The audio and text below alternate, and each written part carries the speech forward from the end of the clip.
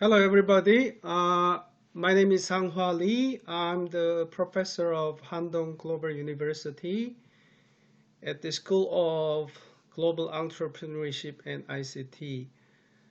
This is the 7th class of the series of business strategy lecture. And today's topic is competitor analysis.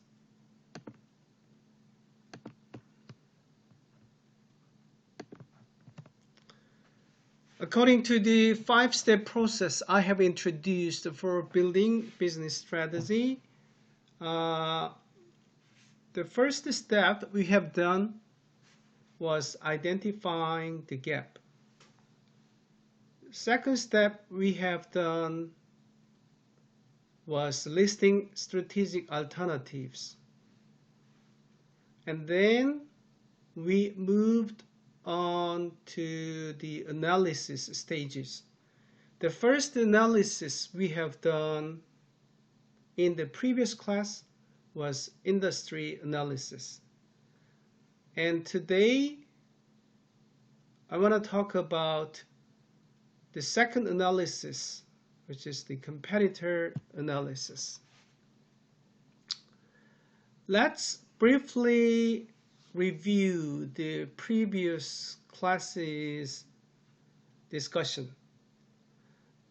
In order for us to conduct industry analysis, we have taken a couple of steps.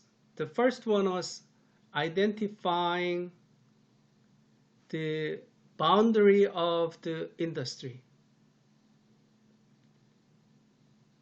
Second one was collecting the data about market characteristics and market dynamics, of which we have an interest in analyzing. As I said in my previous class, if we define the industry too wide, it's very difficult to focus the industry we want to address, because there are two big industries. And if we just narrow down the industry boundary too small, and then we may overlook a big opportunities happening just outside the industry we have identified. So the first step we have to do is properly identify the industry. If you want to address specifically pet service industry, and then instead of defining the overall industry as pet product and pet services industry, it's better to focus on define the target and this industry as pet service industry only, right? So properly defining the industry scope is the first thing, and then the second thing was understanding the market characteristics and market dynamics. And I also introduced Michael Porter's 5 forces analysis, five forces to understand the attractiveness of the market. Okay, for example, there are suppliers' bargaining power, and then buyers' bargaining power, and then the entrance barriers, and then competition among the existing players, and then finally the threat from the substitutes.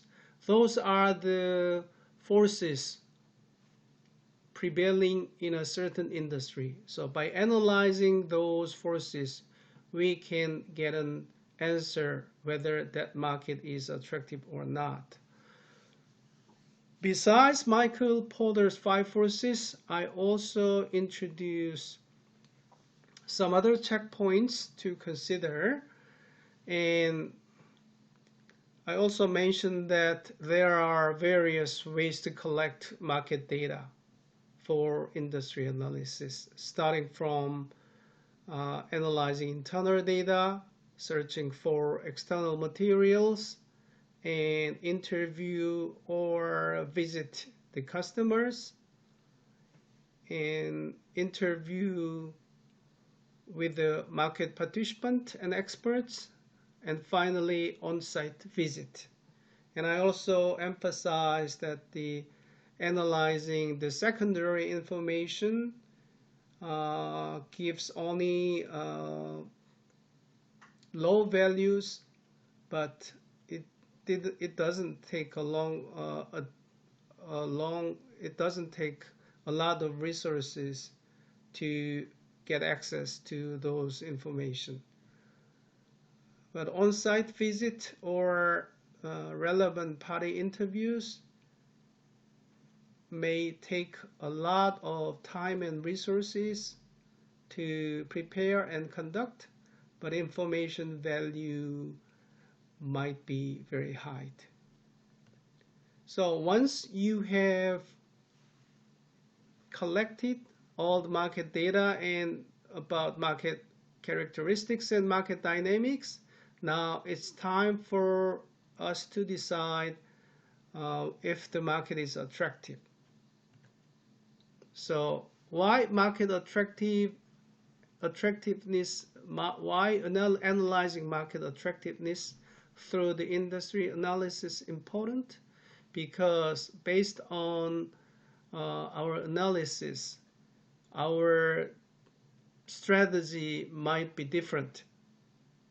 In case the industry is attractive, we may put more resources in addressing those industries. But in case the industry is not attractive, we have to be very cautious in putting our precious resources in those unattractive markets. Okay. Now let's start today's class of competitor analysis. Okay, this is an illustration of the Titanic, a giant carrier ship from Europe to America in early 20th century, and another battleship which is called Yamato. That's a Japanese battleship during the World War II. Okay. Titanic was very big ship traveling from Europe to the America in 20th century. And why the people in those days tried to build a giant ship instead of mid-sized or small ships in those days?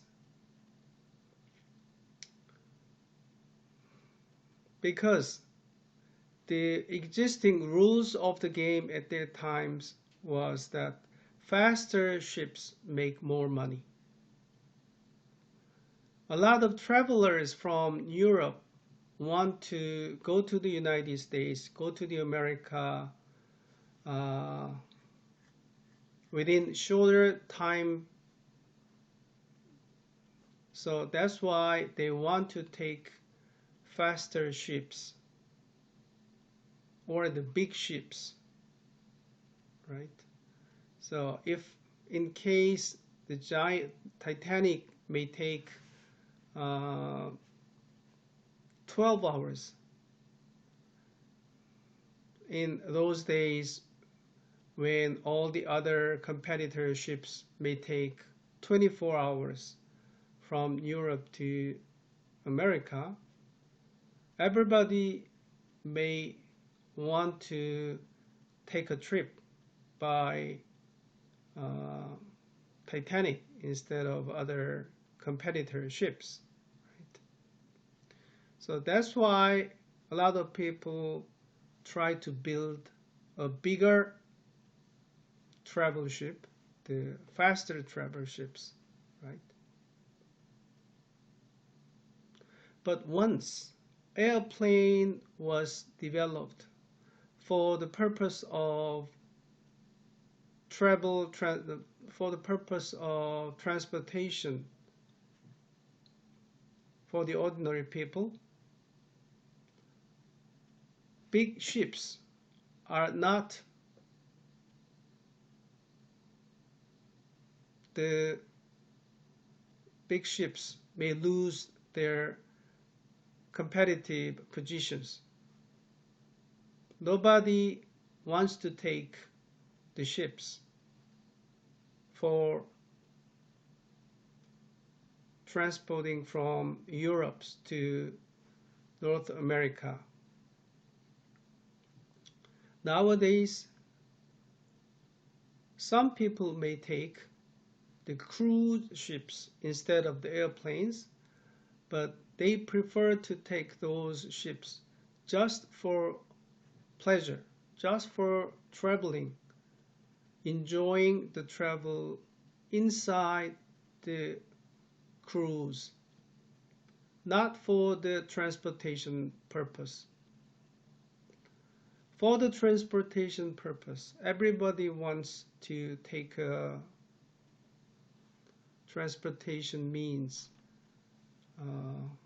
going faster, right? So once airplane was introduced, giant ships like Titanic is useless. Nobody wants to take such a big ships. Another case was battleship, Japanese battleship Yamato. In case of the Yamato, that battleship was equipped with a larger cannon distance, capable of attacking the enemy from a further distance. If there is a war between the battleships, a ship with a larger distance cannon may win because they can attack with a cannon from a further distance. But once the aircraft carrier battleship was introduced, a ship with a larger cannon was useless because aircraft carrier may move on and maybe they stay far out of the cannonball distance, and then aircraft from that carrier can fly and attack the battleships. That's how Japanese battleship Yamato was collapsed during the World War II. Just because the existing rule of the game changed and new rules applied. So Titanic and battleship Yamato have collapsed because of ignoring an emergence of new competitors